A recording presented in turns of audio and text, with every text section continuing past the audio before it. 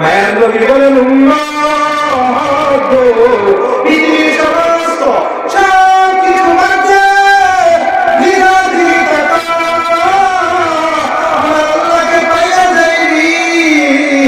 আমার আল্লাহকে পাইলে খানকার পীর হওয়া লাগে না। শামসুদ্দিন আল-তুমিস রাহমাতুল্লাহি আলাইহি, শেখ কুতুবউদ্দিন বখতিয়ার রাহমাতুল্লাহি আলাইহি যুগের মানুষ। শেখ কুতুবউদ্দিন এই যুগে আমাদের ঠিক আজকে 400 বছরের আগের ঘটনা, 300 বছরের আগের ঘটনা। শেখ কুতুবউদ্দিন রাহমাতুল্লাহি আলাইহি দিল্লির বাসিন্দা ছিলেন, দিল্লি থাকতেন। আজকে ওই যে কুতুব মিনার আছে না, এই কুতুব মিনার আছে ওই দিল্লির মধ্যে আছে, আয়বতীকে অর্জন করা আছে কুতুব মিনার। ওই কুতুবউদ্দিন কাকি নিজেকে তালাশ করতে লাগলো, আল্লাহকে কোথায় যাইলে পাইব, আল্লাহকে কুতুবউদ্দিন তালাশ করতে লাগলো। তালাশ করতে করতে এক হিসাবে যে আমার আল্লাহকে পাওয়া গেল। এই যুগে কুতুব আলম ছিল কুতুবউদ্দিন, আর ওই যুগের ওই জামানার ওই যুগের বাদশা ছিল শামসুদ্দিন আল-তুমিস রাহমাতুল্লাহি আলাইহি।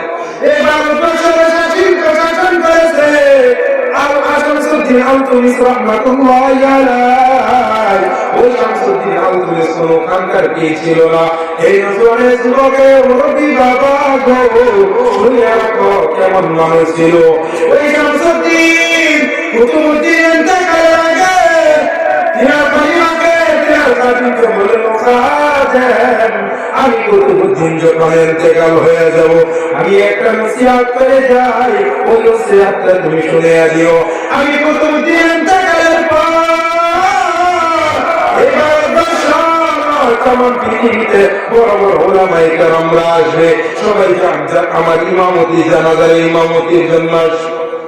হে আমার খাদেম সবাই জানাজার ইমামতির জন্য আসবে, কিন্তু আমার জানাজার ইমামতির জন্য 5টি আমলের জরুরত।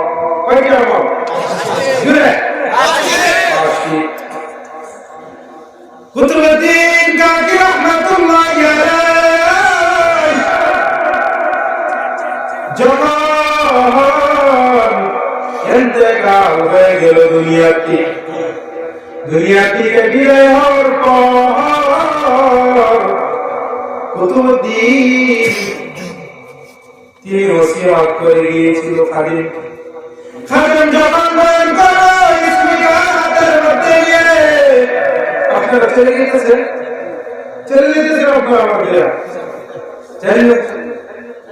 ওই কুতুবউদ্দিন কাকি রাহমাতুল্লাহি আলাইহি তারপর ওই যে যখন ইন্তেকাল হয়ে গেল, ইন্তেকালের পর হাজার হাজার লক্ষ লক্ষ মানুষ জানাজারের মধ্যে আসে।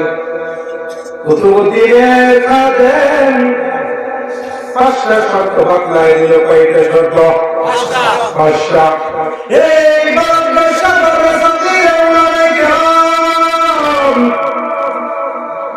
আমার কুতুবউদ্দিন শেখ রাহমাতুল্লাহি আলাইহি ইন্তেকালের আগে আমাকে নসিহত করেছেন, কোন মানুষের 5 শর্ত ছাড়া কোন মানুষের যেন জানাজার না দেয়। যদি 5 আমলওয়ালা যদি না পাইও হয় তাহলে আমাকে বিনা জানাজারে কবর দিয়ে দিবি, বিনা জানাজারে কবর দিয়ে দিবি। কুতুবউদ্দিন ইন্তেকালের পর এই অবস্থা হয়ে গেল, तमाम লক্ষ লক্ষ শ্রোতারা খামোশ হয়ে গেল, খামোশ চাইলেন্ট হয়ে গেল। কোন আওয়াজ নাই, আওয়াজ নাই।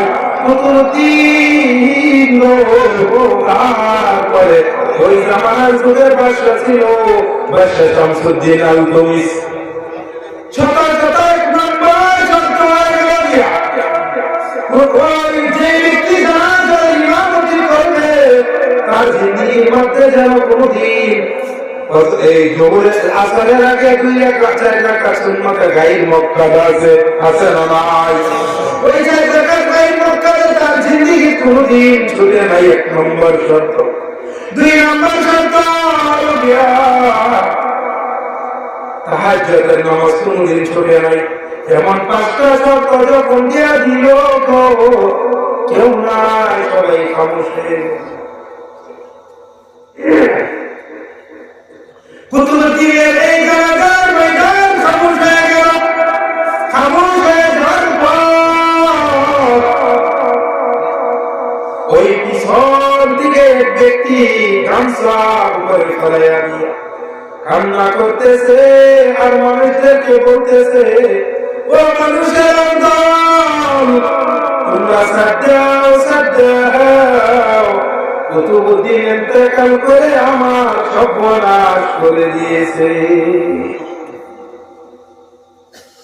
তারপর মানুষ যখন সাইড হয়ে গেল, পিছনের দিকে কান্না করতেছে, আসতেছে, কান্না করতেছে, আসতেছে, আসার সম্মুখে ওই কুতুবুদ্দিনের খাদেমরে বলল, খাদেম তুমি কুতুবুদ্দিনের মুখটা খুলে দাও, মুখ মুবারকটা খুলে দাও। যখন মুখমন্ডলটা খুলে দিল, ওই বাদশা শামসুদ্দিন আলতুমিস কুতুবুদ্দিনকে বললেন, কুতুবুদ্দিন, এ কুতুবুদ্দিন, তুই ইন্তেকাল করে আমার সব কিছু জাহির করে দিছ। কুতুবুদ্দিন রে গো, এই যে আমি যে 5টা আমল করেছি, এই 5 আমলের খবর আমার স্ত্রীও জানে না, আমার স্ত্রীর কথা কোন মানুষে জানে না, এই 5 আমলের কথা আমার আল্লাহ ছাড়া আর কেউ জানে না। কেমন মানুষ সমাজ সমাজ পাগল হয়ে গেল।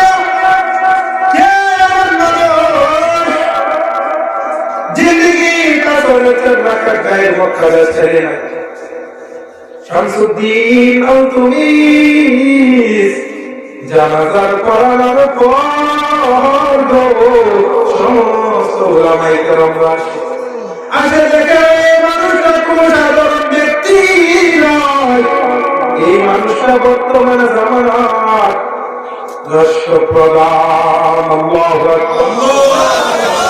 আরে জোরে বলে আল্লাহু আকবার।